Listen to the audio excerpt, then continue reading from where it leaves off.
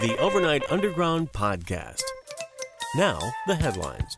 Police have started using SWAT, pepper spray, and nightsticks for social distancing. You won't social distance? Well, that's a shootin'. A gun and knife fight battle winner in Florida. The Supreme Court's flush. And Trump's butler did it. These stories and more coming up on today's Overnight Underground News. I'm John Ford. In the U.S., the lockdown is definitely taking a toll and driving people, and that includes the police, totally and completely batshit crazy. Case in point, in Odessa, Texas, the sheriff sent a SWAT team to clear a protest outside a bar. The bar, Big Daddy Zanes, was open despite going against the governor's orders for bars, gyms, and salons to remain closed. I am aware of what's going on down the road. I'm shocked. Then I had customers come through. You know they've got SWAT built up. They got SWAT built up. The possibility of getting my license taken, heartbreaking, but they've already taken my income. Bar owner Gabrielle Ellison speaking to KLBC TV. You know, you just gotta be careful, or you could get tooken. In New Jersey, Jersey City cops are under fire today for allegedly roughing up a group of black men for social distancing violations. Video has surfaced that shows a white cop repeatedly punching an African-American man while another cop pins him to the ground. Police report 6 officers responded to a fight that involved somewhere in the neighborhood of 100 people. Police used pepper spray and batons to break up the crowd and their heads.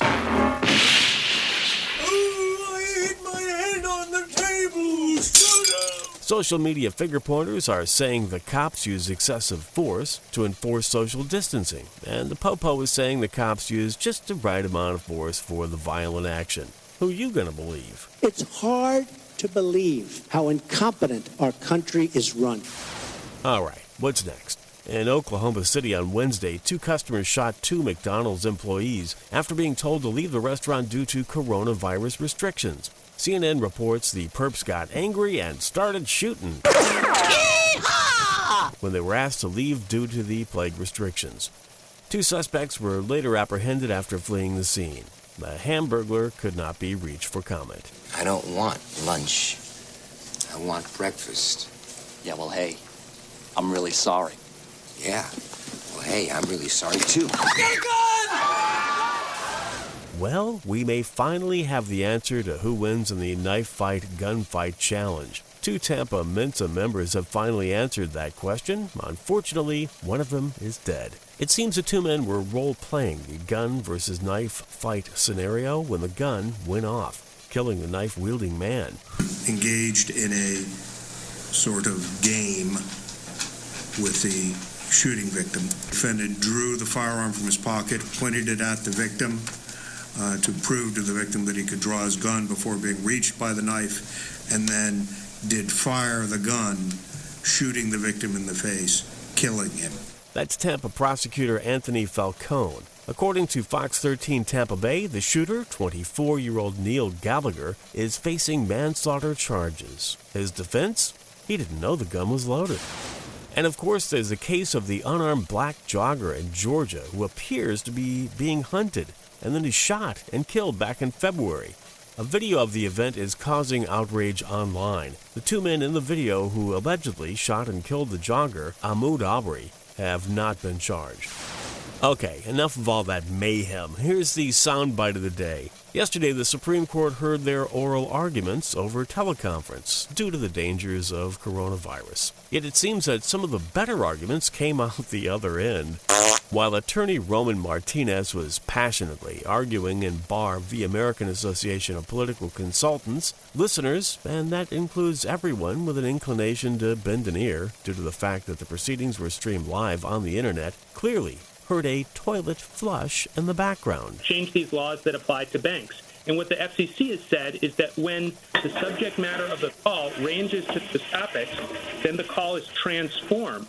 And it's a call that would have been allowed and it's no longer allowed. Although Martinez was speaking at the time of said flush, it's not clear who actually did pull the plunger. It could have been Notorious RBG, Alito, Roberts, you name it. We do hear from reliable sources that they are all literally full of shit. In another iconic twist at the court, during arguments about robocalls, Justice Stephen Breyer was cut off when someone tried calling him. The justice said, quote, "I don't think it was a robocall. It was probably just Mark from Microsoft calling from Mumbai about all those infections on Breyer's computer." We actually have another contender for soundbite of the day today on the Overnight Underground. President Trump on Wednesday compared the coronavirus pandemic to Pearl Harbor and 9/11. This is really the worst attack we've ever had. This is worse than Pearl Harbor. This is worse than the World Trade Center. There's never been an attack like this, and it should have never happened. Could have been stopped at the source. Could have been stopped in China. It should have been stopped right at the source, and it wasn't. Needless to say, a lot of twatters were offended and outraged because, well, that's just how they roll. The president also reversed his earlier decision to disband the coronavirus task force. He said he had, quote, "no idea how popular the task force is. Probably more popular than his current ratings." The president's personal valet has tested positive for COVID-19, but Trump and his doc say he's A-OK. The valets are members of the military and work closely with the president and with the royal family. First family, excuse me. Oh man, gotta be careful there. According to the New York Post and other sources, the valet started exhibiting symptoms on Wednesday and later tested positive for the coronavirus. The news has reportedly, quote, "hit the fan" in the West Wing. You gotta be shitting me. Nothing a good dose of bleach won't fix. Oh, you poor man. Drink this. It'll make you feel much better. Here's a reason to stay the hell off the roads in Georgia. 20,000 teens have received their driver's licenses without a road test. It's all part of Georgia's way of handling the backlog of thousands of road tests that have been put on hold due to the coronavirus pandemic. And while you're at it, you might want to avoid driving in Wisconsin as well. That state announced that it will start doing the same for teen drivers on Monday. Oh, these kids today. Try parallel parking a 70s Lincoln Town Car as part of your driving test, and then get back to me. NEWS. A mostly correct and occasionally incomplete transcript and links to reference sources and articles of this Overnight Underground can be found at overnightunderground.com.